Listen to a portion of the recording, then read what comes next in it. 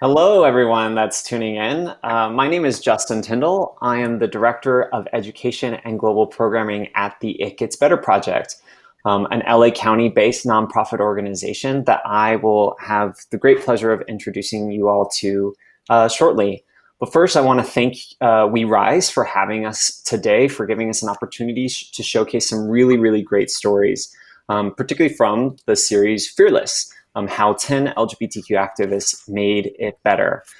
If you haven't guessed yet, this session is all about LGBTQ plus stories and the incredible lessons and we can learn, their people's experiences of struggle and triumph, and all of the joys that we can learn from being queer people. We are excited to be in this month-long spotlight on mental health and well-being that We Rise is coordinating. And we're happy that you're along for the journey. I would like to introduce two other people that are going to be joining me today. The first one is Nandi Craig. Hello, Hey there. Nandi. How's it going? I'm absolutely fantastic. How are you? I'm doing pretty great myself. I'm so excited that we're able to be here today to be talking about these stories and to get to know you a little bit better. Do you think you could tell everybody a Having me. little bit about yourself? Absolutely. So yes, my name is Nandi Craig. I'm 17 years of age. I'm a lesbian. My pronouns are she, her, hers, and I am a DJ and producer out of Los Angeles. And yeah, that is about me. Yeah. So how did you discover that music and DJing especially was your passion? Well, in a nutshell, I've had actually my family is very musically oriented. Mm. My grandfather used to open up. It was like a jazz, just a jazz artist, and he would open up for like John Coltrane and Miles Davis. And my mom Wow. kind of just passed that along to me, and that kind of just turned into DJing and producing over the years. So Well, very cool. I hope everybody watching goes and finds Nandi on social media, follows some of her incredible music. I definitely know I will, especially during Pride season, because that's coming up in June, as that's always a great time to listen to some great queer artists. The next person I'd like to absolutely. introduce today, uh, thank you, Nandi. Sorry. The next great person I'd like to introduce today is Sam Molig. Hello, Sam. Hey, Justin, thanks for having me. Thank you for joining us today. Like Nandi, everybody that's watching would love to get to know you and a little bit about yourself. Of course, my name is Sam Oleg. I am 19. My pronouns are he, him, his. I identify as a gay transgender man. I am a full-time college student at Palomar down in San Diego, California. That's a little bit about me. That's great. Obviously, we have Southern California representing today between Los Angeles and San Diego. I'd love to know more about you're studying in college. Right now, I'm looking into either LGBTQ studies or going into the medical field. So it's Oh, slightly up in wow. the air, but I know I want to be around people and to help all I can. Oh, I think that's a great ambition. And if you could fuse the two, we always need LGBTQ sensitive doctors and nurses and physicians out there. So best of luck in your studies. Thank you. Um, Now, the three of us are going to introduce the It Gets Better project just a little bit. Of course, this is the organization that I represent. Before we get to that, Nandi or Sam, you both are HRC Youth Ambassadors. Could one of you explain what that means and what the HRC Youth Ambassador Initiative is? Would you like to go, Sam? Would you Nandi, if like to you, go? if, Uh, do you want to go, Nandi, or do you want me to? I can go. Yeah, sure. Yeah. So being an HRC Youth Ambassador has been amazing. It definitely has given me the opportunity to shed a light on the issues that often go, they often are swept under the rug. Especially, and I know Sam can relate to this too. Especially being having multiple marginalized identities and not just being a part of the LGBTQ plus community. And I think we're making a change in shedding light on those issues that often get put on the back burner. And yeah, being a youth ambassador has just been amazing. And given this platform, we've been able to educate and inspire youth, LGBTQ plus youth, and our straight allies and peers around the world. So that way they're more inspired and moved to be able to advocate for people like us. So. Very cool. Well, it's because you're both incredible ambassadors that I invited you here today. And I do want to thank our friends at HRC for making the connection happen and for allowing you to come and represent the Youth Ambassador Initiative. For those that would like to learn more, you can go to hrc.org, and in the search bar, you can look up Youth Ambassadors 2020. You can learn all about Nandi and Sam, as well as some of their peers that are in the program this year.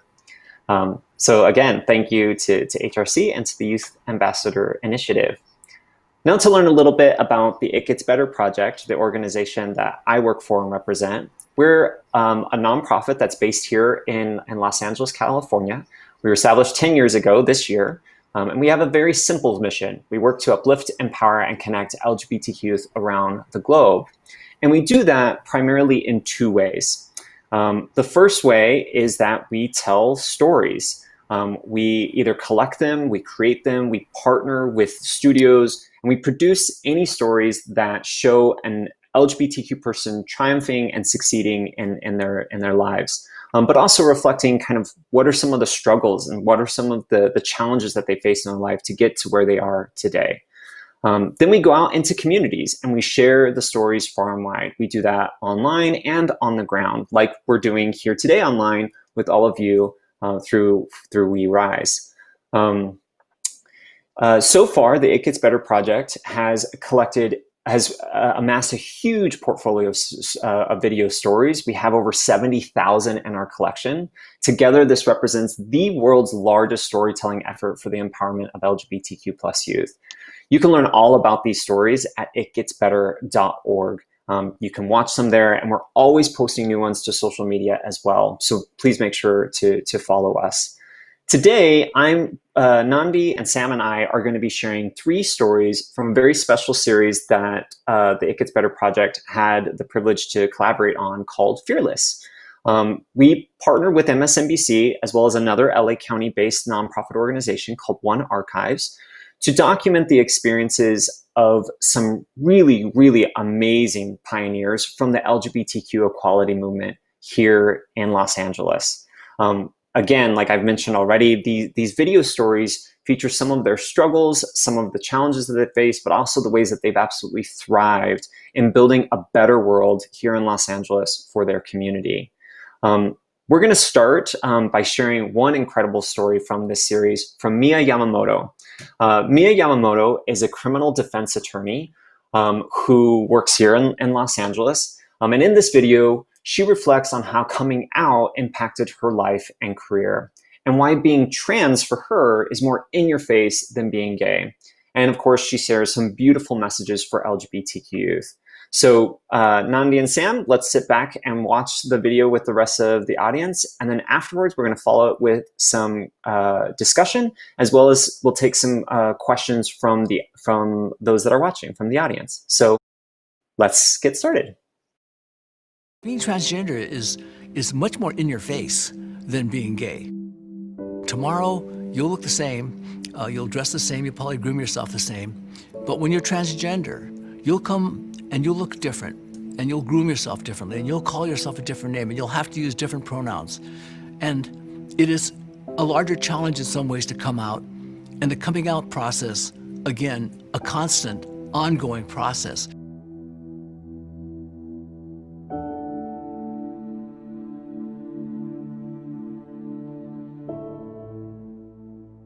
I was born in the Poston relocation camp where they sent the Japanese during World War II. Went in the Army, I volunteered for Vietnam, served in Vietnam from 1967, 68 with the 4th Infantry Division, came back, survived, went to UCLA Law School, and started my career as a lawyer. I always wanted to be a poverty lawyer. I always felt that working for the poor was was my calling. I always felt that they got a bad deal. Being a transgender person is certainly not a majority of the community. Certainly being Japanese American helped in terms of being used to discrimination. And even in a way, being a Vietnam veteran in 1968 was a time which was where we were singled out for hostility and abuse. And I can't say that it has been fun or pleasant, but it certainly has been a great experience for somebody who needs to be an activist, who wants to actively engage and advocate on behalf of marginalized and oppressed communities. Well, coming out at work was the most interesting experience because I certainly remember my anticipation. I figured from what I had seen, again, in therapy and seen in the jails and seen on the streets, that what I would get would be rejection, revulsion, and ridicule. And so I sort of planned it all out. I thought, okay, I'm gonna do this thing no matter what. But when I do, I'm gonna be ready for the bigots and the haters, and I'm gonna have all these snappy comebacks and everything else. And so I show up in court.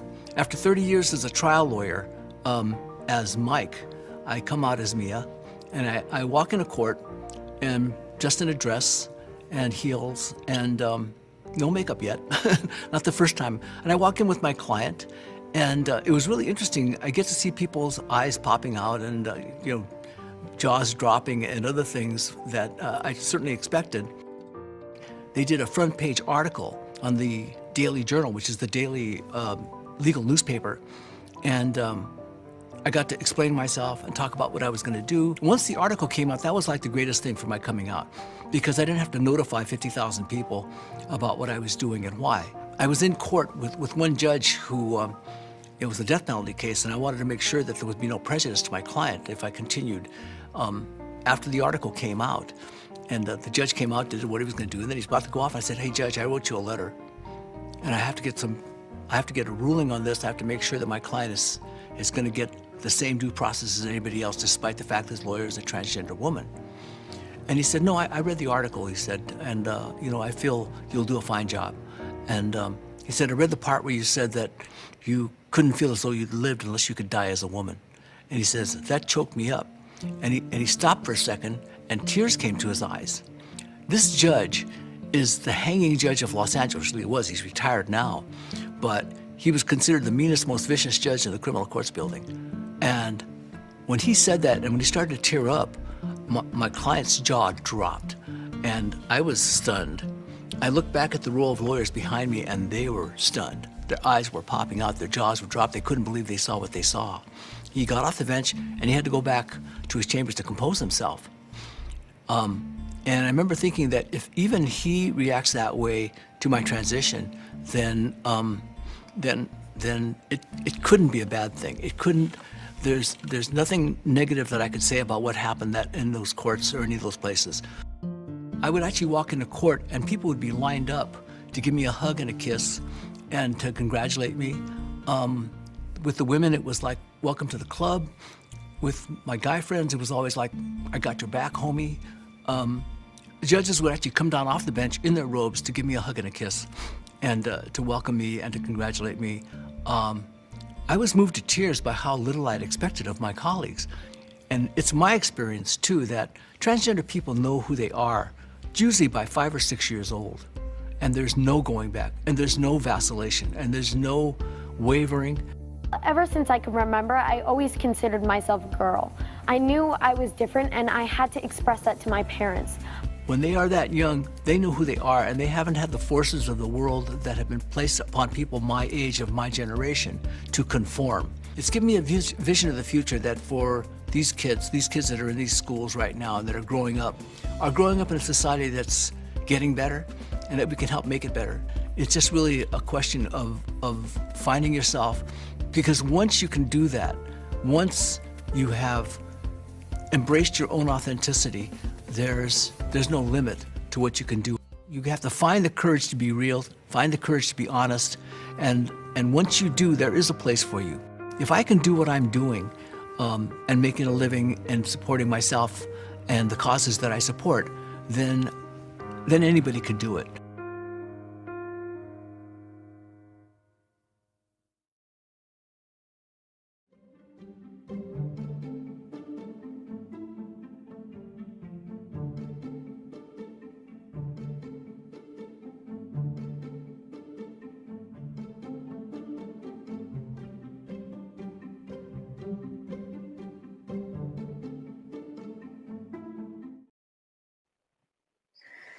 Oh, I absolutely love that video. Mia is such an incredible person. What's something that stood out from the video to both of you? Sam, would you like to go first? Sure. I definitely connected with when she said, obviously, I'm a trans man, she's a trans woman, but in the matter of, I don't want to die as someone I'm not. Mm, And hmm. that was very, very powerful, considering when I was 10 years old, I told my mother, I'm not gonna live to be an adult unless I'm gonna grow up to be a boy. And so Mm, that hit really hard, um, knowing what that feels like and being prepared for negativity and to not have supportive peers or friends or colleagues around you. yeah, absolutely. I mean, thankfully you had a parent that was willing to listen. Thankfully, Mia had colleagues and judges who were willing to embrace her for who she is. I think that's just such an important piece and so important to the mental health and wellness of LGBTQ people is that they have allies and they have someone that's there to support them in their coming out process and to just hold their hand through the journey. Nandi, what about you? What was something that kind of stood out or struck you from the video? Yeah, I think what stood out to me was when she was talking about just the overwhelming support that she was getting from her colleagues and from her judges. And I think it's absolutely imperative, especially when people are working in law, that, we can see that, hey, someone can be from my community and work in this career field. And if, like she said in the end of the video, like if I can do it, then you can too. And I think that's really inspiring to see people, and not only just or in who are practicing law or who are judges, but even like law enforcement and just all pinnacles of working for the government. I think it's very, very refreshing to see people of our community openly who are working for the government and doing things in their power to ensure that there's justice and that people are fighting for the right things. And I just think that that's very, really inspiring. And I think that's what stood out to me is when she got all of that support from those Hmm. judges, because it's very, unfortunately, it's very common for people, and I'm not one to stereotype, but it is more common than not to see people in law enforcement or people who do work for the government who are not so vocal in supporting Hmm. LGBTQ people, and they kind of just like let it slide, or they kind of just don't really talk about it, or they avoid it. And I think it's really good to see people openly supporting Mia, Right. and I just found that to be the highlight of her journey. 100%. I mean, it wasn't that long ago that policies such as don't ask, don't tell existed within the US military, right? Where sure, you can be who you are, just don't ever talk about it. Don't come out to your colleagues. Don't be who you are in an open and honest way. And I'm so glad that at least in some spaces, that's no longer our story, that's no longer our history, but it still is a reality for people all across this country. Yes, people can get married, but in many queer people can get married today. But in many states, they can get married on Sunday and fired on Monday, specifically Mm, because of their queer identity. And it's so important to realize that that doesn't need to happen. Everybody should have the opportunity, like Mia, to come out and be proud and be who they are in the profession that they love.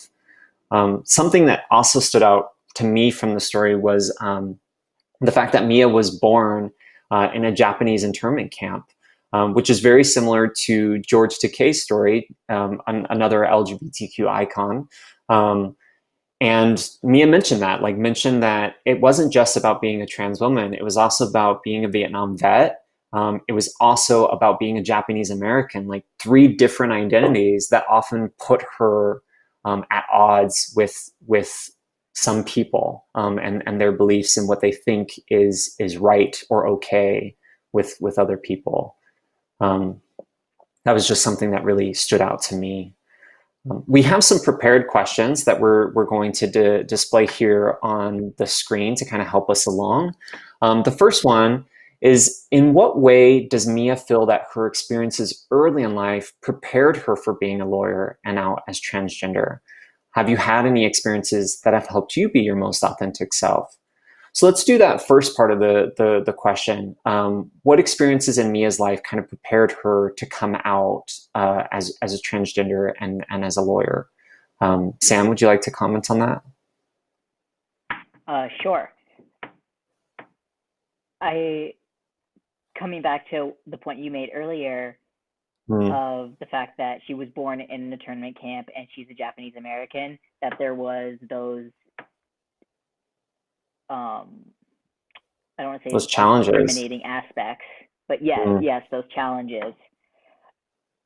And I feel that because that happened in her life, she maybe that helped when she came out as trans, just having that in her life and knowing how to deal with it and how to be strong and how to overcome obstacles like that. 100%. Have you had any similar experiences, kind of go to that second part, any experiences that have helped you just find that bravery and that courage, just be your 100% most authentic self? Yes. In my earlier years of transition, I always remember people would ask me, why do you want to be a boy? Or why won't you just be a girl? And I just remember saying, in my heart, that's not who I am. And as I continued in the community, I don't remember who said it, but this phrase was said to me, and it sticks with me to today still. It's sexual orientation is who you go to bed with, and gender identity is who you go to bed as. And that everyone just kept telling me, oh, you must be a lesbian, and that's okay. And I said, it has nothing to do with who I want to go to bed with or who I'm attracted to. It's who I feel I am in my heart. That's so beautiful, Sam. Thank you so much for sharing that with us. Nandi, maybe the second question can be for you. That's going to come up for Mia. Is that what makes coming out a constant, ongoing process for queer people, as Mia says? How might gender, race, socioeconomic status, or other factors influence someone's coming out process? What would be your thoughts on that, Nandi? Yeah, I think all of those things definitely play a role in the process of one's coming out. I know definitely that race. I think race and gender are the two biggest ones that have to do with it. I feel like with with men, because gender roles unfortunately exist and society is expected to follow them and to live by them. I feel like it puts so much pressure on men. And then to with toxic masculinity that exists, and with men who are gay or men who present as flamboyant or men who present as like more feminine, it's harder for them to be able to really come out and be in their skin. And then two, if you look at a man who is coming out as queer or LGBTQ, and they're in a marginalized community, like say they might be Latino, or they might be Black, or they might be Asian Pacific Islander, and then they have to kind of deal with that too, because there are factors within those marginalized communities that already exist alone. So they're and I think it goes back to intersectionality, and it just talks about how someone can have all of these marginalized identities. For me, for example, I'm a Black lesbian woman, and so even if I wasn't gay, I would still have to deal with being a Black woman, and even if I wasn't a woman, I would still have to deal with being Black. So I think with those things, it definitely influences a person's coming out, because there is just so much pressure from all of the other issues that we have to deal with when you're a part of a marginalized community, multiple marginalized communities. So I think sometimes it can be harder because our voices are already muffled as is. And so, it's like when we are saying, oh, well, here's the other thing about me that probably is gonna like, Right. like ruin my relationships with other people or something like that, it doesn't make it any better. And so I think when people of color come out or when people with disabilities come out or people who have other marginalized identities come out, it's there's so much more pressure. And I Hmm. feel like there's just so much pressure to just being anxious about dealing with the backlash from that. Because some For sure. people can still be a part of the community, but some people can be more accepted than others. So, Hmm. I totally understand what you're saying. I have a really close friend who he's a Black gay man, and in the process of coming out, he often had people say, "Well, are you Black or are you gay?" As if he had to be one or the other. And he said that his answer was always yes, like I am both. And being gay doesn't take away from my Blackness, and being Black does mm-hmm, not take away from my gayness. I am both. I am both all the time. And right. just hearing people's stories and hear people like Mia come out and talk about those intersecting identities, I think is really, really important. I grew up in a very, very religious, conservative community. I grew up Mormon. And I did not come out until well into my 20s because I never saw people from my community. I never saw people from the faith that I grew up in coming out and being themselves. It wasn't until I did. It wasn't until I saw someone else from that community come out and be authentically themselves that I felt that I had the courage to do the same thing. So it's interesting that not only do these intersecting identities impact someone's own personal coming out, but it impacts everyone to follow. And sometimes there needs to be those courageous individuals that kind of take on that journey first, and the rest of us are just waiting to follow along. Do either of you have any lingering thoughts or any final conclusions you'd like to share about Mia's story or about these particular questions? Sam, would you like to say anything? I definitely feel that in comparison to Mia, our generation, such as Nandi and I, we are in a very different place, and we're it's not easy, but we have a lot more privilege is not the word I'm looking for, but a lot more supportive of the community and a lot more opportunities to come out, and we have a lot more resources to be supported, which can make coming out or slowly coming out, it can make the entire process easier than I'm sure it was during Mia's time. For sure. 100%. And for those of you that are watching, if you're thinking about these very questions, if you're thinking about coming out and it's causing you some kind of mental anguish, please reach out to others and find support. If you go to the It Gets Better Project's website, you go to itgetsbetter.org/gethelp, you can find organizations all over the country that are providing support to LGBTQ youth and to the LGBTQ community in general. So definitely, if anybody's considering coming out and kind of starting in that journey themselves, there are resources and there is a community out there that loves you and is ready to help you along. You don't have to do it alone. Well, that's a great segue to our next story, which is actually going to come from another activist here in the Los Angeles area, Joey Terrell. Joey Terrell is an artist, and he incorporates into his art his experiences being queer, being Hispanic, being HIV positive, and he's found it an opportunity. Not only is it cathartic to kind of explore his identities through his art, but it's empowering for himself and for the rest of his community. So again, let's sit back and enjoy Joey's story, and afterwards we'll have another small discussion. Part of the idea of being a Chicano artist and to create your images that reflect yourself or your culture is the fact that, we're sort of erased.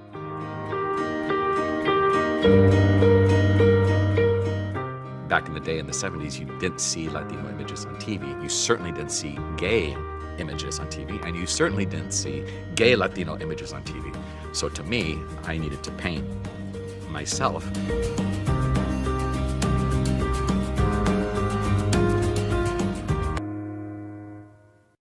The first house that I grew up in as a child was in Santa Fe Springs, or Los Nietos, which is a suburb of Los Angeles. And, you know, as far back as I can remember, in terms of coming out and understanding that I was different, I don't remember a time when I didn't feel different. I moved around a lot as a kid.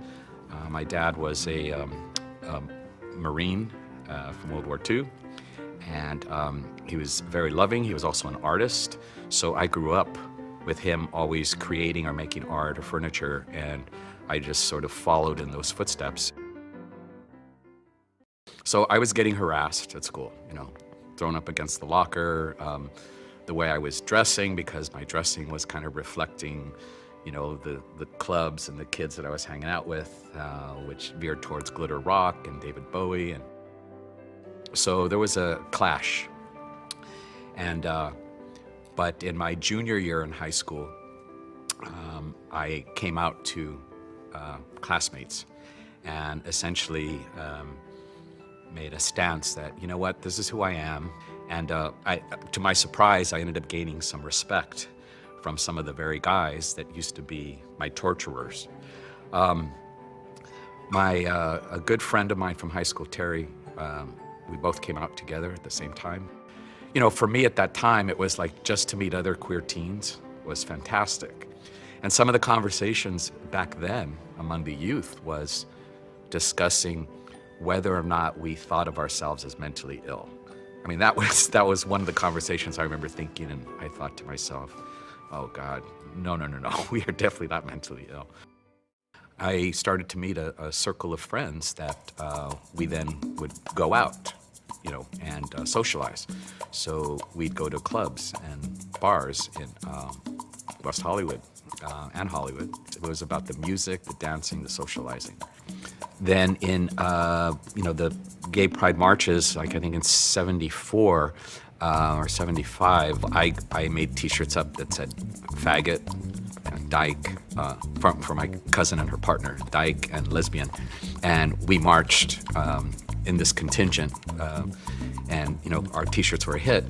And that led to me and Teddy Sandoval collaborating on an art piece that we called our Maricon series, where I was the model and I made these t-shirts that just said Maricon, and he did this series of photographs, and it was like a fashion photo shoot. And then that led into me making Maricon t-shirts for the next Gay Pride March. My work was always involved with painting myself, my lovers, boyfriends, friends, including, you know, all the heartbreak that's involved. And then eventually, since my work was autobiographical, HIV naturally just played a role in it as I started to have friends get sick and die, and then my own HIV status as well. I was infected in New York in 1980. Didn't know it at the time, but I was. But coming back to Los Angeles, I was thinking that, well, it seems like HIV only affects white men. So maybe it's not going to affect Latinos. Well, I learned very quickly.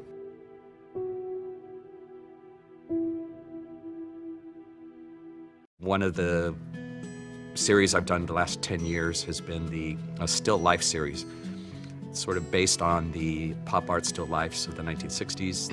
And, but these are all still lifes with HIV medications. So on the breakfast table, along with the Cheerios and Coca-Cola is, Xerid or Kirtzivan or whatever the drugs were at the time.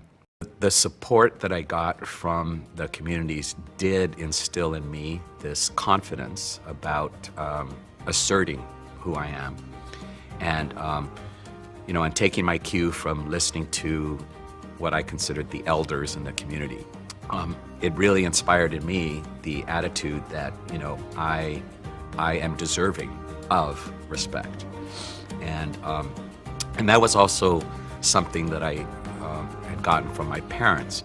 So within, being Mexican American or Chicano growing up, I realized very early on that there was this difference and this sort of prejudicial attitude towards Chicanos or Mexicans in LA.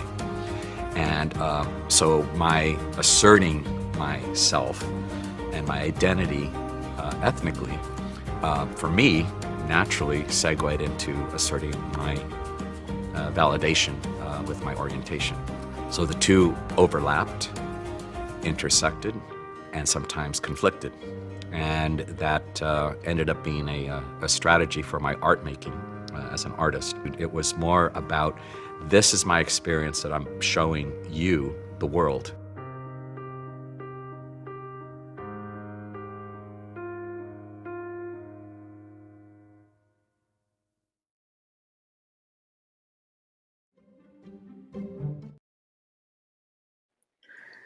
Another great video. I love that Joey mentions that he looked up to pioneers that came before him, and now he gets to be a pioneer for communities today. Again, I'd love to know your general impressions and ideas about the video. Joey's an artist, and Nandi, you're an artist. So maybe let's go first with you. What are your kind of impressions, and what stood out to you from the video? Yeah, no, I absolutely can relate to how, aside from, all of the challenges he was facing, I mean, having to deal with HIV and having to deal with him losing his friends and partners to HIV. Aside from that, I can relate that it's very, very refreshing to see people in the LGBTQ plus community, especially people of color who use art to express their sexuality. And I think that is something more of that we need, because even even though not everyone is a painter or a singer or a dancer, it is very, very inspiring. And I think art in this case is really beautiful to express his experiences, and like how he was painting his partners and his friends and people that he's lost to HIV is really moving and touching and just inspiring. And I think it pushes the idea that to other I'm pretty sure like gay, it pushes to the gay Latino community that, hey, you're not alone, and this is what I've gone through in my experiences, and you know what I mean. So I think Joey's art and his inspiration for using it to express his experiences and his personal just overview of being a gay Latino man is absolutely wonderful. I love his story, and I like how he uses it to curate inspiration for other people, and just getting the message of HIV awareness. So yeah, I think that was just really touching. For sure. I actually got the chance to meet Joey in person. They're here in Los Angeles. There's a place called La Plaza, and it is a Latinx cultural museum. And they feature some really great exhibits from time to time. And some of Joey's work was featured. And just what you said, I mean, him being this pioneer, this artist that's representing his queer identity, his HIV positive identity through his work. All of the young artists that were there kind of flocked to him, and they wanted to hear his inspiration and hear his words of advice and learn from him, because they saw themselves reflected in someone that had come before them. It was really cool to see. Joey in the video mentions that one of his kind of inspirations was David Bowie. Nandi, who is someone maybe from the queer artist community that inspires you? I would say, I think I would say Lena Waithe. I think we've discussed this previously, but I would say Lena Waithe because I mostly resonate with her because not only is she a Black lesbian, but she's androgynous, and I think androgyny is often, like you know, it's like the stereotype. It's such a big stereotype, and I like how she still expresses like that she does have femininity, and just because she's androgynous, that like Mm, she doesn't have to be like she does her gender expression doesn't have to be like tomboyish, or it doesn't have to fall into the stereotypes of like studs or just androgynous lesbian women of color.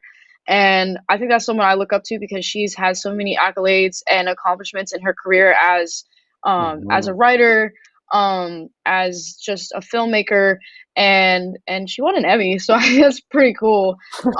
But when she did win that Emmy, I was like, wow, like someone who is has the same identity as me is able to, you know, do these wonderful things and make these you know, have these amazing accomplishments and doing it openly and publicly. Um, Mhm. I think it was just really touching to me. So I look up to Lena Waithe, and luckily I was able to meet her a Oh, couple years wow. ago, which or a little over a year ago, which was awesome. And So cool. the one thing she told me was that, you know, there are not a lot of people like us who are in this industry, so be the person who like Mm, be the person who you can inspire, like be the person so that you can inspire other people who look like us and who are like us and have our identities to do that, and you know, be that trailblazer and do it for them, you know what I mean, not only sure. because it's your passion, but do it for them, so that people are, you know, equally represented. um Mhm. so yeah, I think Lena Waithe would be my inspiration. Yeah. Well, I think Joey said that at the beginning of the video. He said there weren't there weren't Latino people on TV, there weren't gay people, and there certainly weren't Latino and gay people. So I had to paint myself, right? Like you have to be your own trailblazer sometimes. Sam, what Yep. about you? Who is maybe an LGBTQ icon or celebrity or trailblazer that you admire or look up to? For starters, that was beautifully put, Nandi. It really Thank was. you. Um, someone an icon, probably besides It- Harvey Milk himself, I would have to say Mm, it's my mentor, TJ. mm, He's just been a huge help as a transgender man and just walking me through the process of moving into the adult world as a transgender mm, man, mhm, and just what you're feeling is normal. You're in college, the fear of never finding love, mm, and just walking me through the later processes of hormone mhm, imbalances. mhm. I'm so glad that you've had someone like TJ there to kind of walk you through it. I love that. So whether it's a celebrity, whether it's a person right there in your personal life, it means the world. It means the world to see someone like you and to see them succeeding and seeing them being able to give back. It just there's nothing quite like it, and it helps. I know as when I was younger, it was what helped me keep going, and all the queer youth that I get to talk to, just like you all, say the same thing, that seeing someone like yourself really succeeding and paving the way, it's priceless for sure. We have some prepared questions for Joey's story. The first one is Joey and his friends chose to make and wear t-shirts displaying the very slurs that were commonly used against them. Those shirts ended up being a hit among their community. Why do you think that is? And what value might people glean from reclaiming words originally intended to hurt them? Nandi, would you like to share on this one? Do you have a thought on that sure, question? absolutely. Well, I think, you know, gay people have reclaimed the word queer, and now Mm-hmm. it's like, you know, True. in modern day, it's a sexuality, you know what I mean? Queer Mm-hmm. used to be an offensive term that was it was used in a derogatory fashion to bash or discriminate against LGBTQ people, but now, when you talk about the spectrum of LGBTQ plus sexualities, queer is a part of that spectrum. And Hmm. I think it's just fascinating to see how marginalized communities take those words that have been used to put us down and have been used to prevent us from being able to openly be ourselves and transform that into something powerful and transform that into Hmm. something inspiring and moving. I mean, it's the same thing with I think a lot of marginalized communities have those buzzwords that kind of put people in shock when you use it, but when we use it with each other, there's a Hmm. different meaning and there's so much greater movement behind that. I mean, with Black people, the N word was used in a derogatory way and still is, unfortunately, um, by by white people and people who had higher privilege than us, and it was used to put us down. And now it's used as a form of endearment, and it's used amongst Black people as a way to bring us up. And the same thing with the Latinx community. I'm not gonna say the terms, obviously, but there are terms in the Latinx community that they use to as a form of endearment. There's it's pretty universal how Hmm. marginalized communities and different communities who experience discrimination take those terms and transform them into something powerful and something meaningful. Right. So yeah, I think it's pretty prevalent, absolutely, Mm, for communities who have to go through those setbacks and discrimination to use those terms and flip them for into sure. something powerful. And I love what you did there, Nandi. I sometimes people think that because people that have been oppressed use certain words, that it's okay for them to use them too. And even though you are part Hmm. of the queer community, there are certain words that are not for you. And just like there are certain Right. words that are not for me based on my race or my gender or whatever it may be. And there are still people in this world that have trouble with that. They think, well, if they can use the word, then I can use the word. And Hmm. it's more than that. It's about understanding, again, the history of that word, understanding why somebody would reclaim it, and respecting that decision and allowing it to be someone else's word, allowing it to be something for them. There's a lot Right. of beauty and a lot of love, I think, that goes into understanding words and why people choose to use them. Sam, this next question I think could go to you. This question number 2 is that Joey mentions that he and the other queer teens around him in the 80s often discussed whether or not they thought of themselves as mentally ill. Why do you think that was such a prevalent topic of conversation for them? With the time period being different, this was several decades ago, Right. that being LGBTQ was seen as something different. It wasn't something that was discussed or talked about, and if it was used in a negative, something is wrong with you Mm, Hmm. sort of fashion,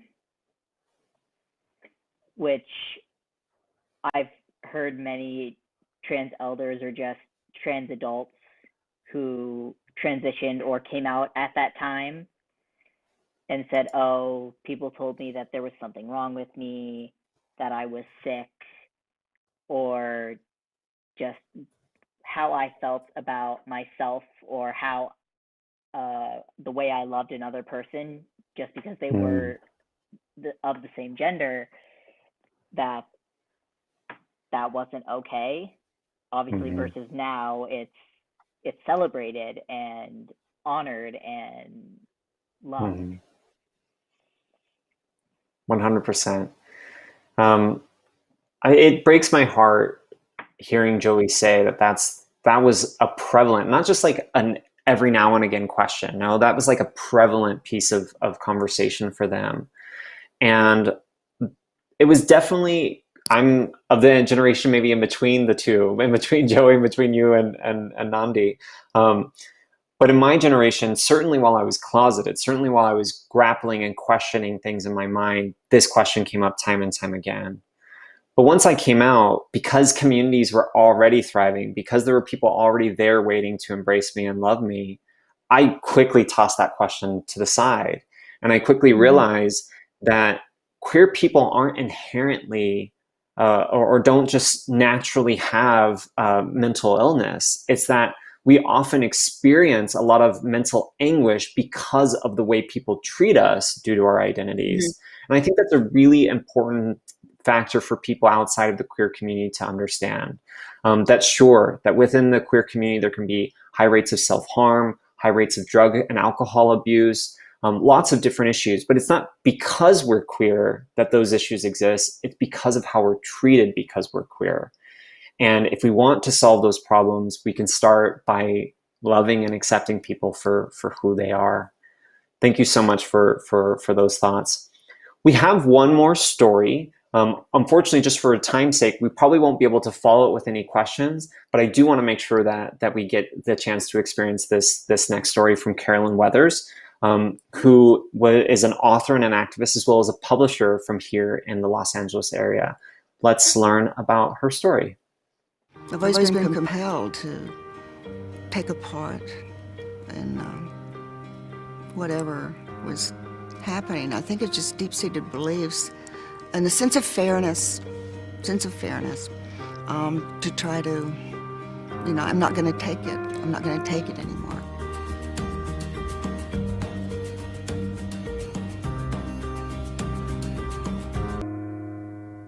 And my sister, Brenda Weathers, was 2.5 years older than me. In 1957, she got kicked out of Texas Women's University for being a lesbian. She was handcuffed, taken down to the police station, because you could be arrested. We were illegal. It was illegal to be gay.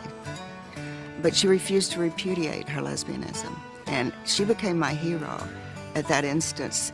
17 years old, 1957, a small town in Texas, and she was handcuffed, and she did not repudiate it. We never went through the personal angst that so many do. We had the support of our parents, so that, I'm sure, helped us both without our even thinking about it very much. It was the time, just compelled, urged, drawn to the movement. So my sister and our lovers and I joined the Gay Liberation Front. Homosexuals who acknowledge their homosexuality and pattern their lives accordingly are known as gay. And the gay liberation movement is challenging a society that abhors homosexuality. That's how I got into it. It just seemed natural, and immediately we got into the Biltmore Invasion. It was about 30 men, 10 women. A British psychologist named Dr. Philip Feldman was doing shock aversion therapy to cure homosexuals. We were on the list of mental illnesses at that time. And they were having a convention at the Biltmore Hotel, and he was one of the honored guests, and he was showing his film. And it showed a young man, a young gay man, who was being treated, and it would flash on the screen a picture of a lovely young woman. No shock. And then it would flash on the screen a really handsome young man, bzz, bzz, and shock him. And this is supposed to change him from being gay. And we were there specifically to protest this and not let the show go on. And one of our numbers stood up in the audience and said, "Are we gonna stand for this shit?" And we all stood up and said, "Hell no." And we got up and we stormed the stage and refused to let him show that film. In fact, made him sit down and listen to us for a change. So that was the Biltmore. Oh, and it was, I think, 2 years later, they decided we were insane after all. They took us out. We weren't crazy after all. Thank you. So that was the Biltmore. For me, it led into writing. There was just so much going on now in the small presses. Again, because of what had started back in 1970. So here was now the literary scene. And I got heavily involved in that. And my partner, Jenny Wren, and I started a lesbian publishing company, Clothespin Fever Press. We won awards. This was the heyday of the small press and the independent bookstore. What do you think about just the state of Well, I'm just so happy that it has changed, that it's so, this sounds so condescending to say it's so much better, because they still have to go through so many terrible things, maybe in the small towns particularly, the ostracism, the unfairness, the bullying. We still can't get married in all the states. There's so much still to do. I just say, stick to your guns, be happy. There is nothing wrong with you. I'm honored to have been part of the pioneer generation to get it going. And I would just say to the kids, you can pick up the reins because there's still so much more to go, and you can do it, and be proud.